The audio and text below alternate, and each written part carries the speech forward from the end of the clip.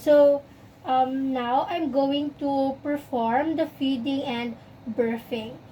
Burping. This is supplying nutrition to an infant through feeding bottle.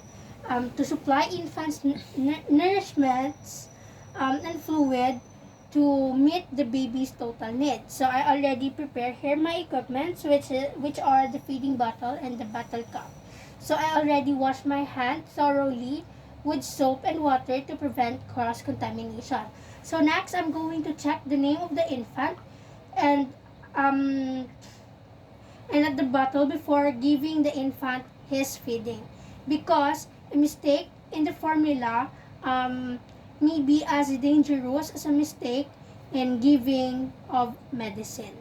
So I'm going to check the baby's name.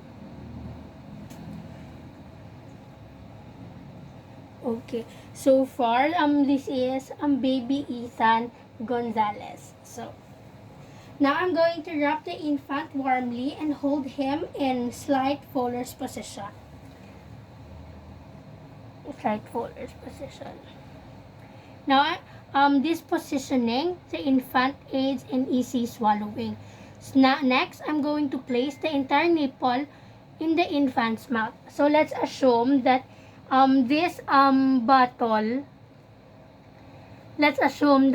bottle, for newborn, siya kay wala kami newborn nga bottle be. So I'm going to fill the entire nipple area with formula. Discomfort will occur due to swallowing of air.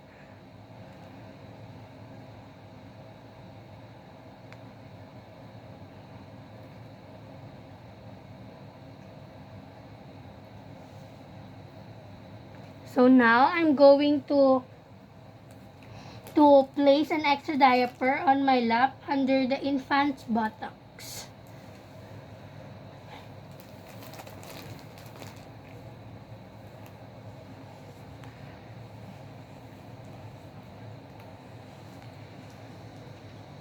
And let's wait and tap his back for burping.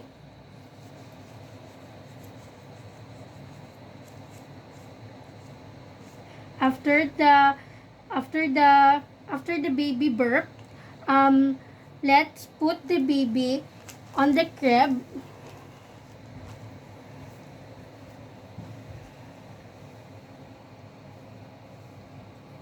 and let's wash our hands and do the aftercare. So that's all for the feeding and burping.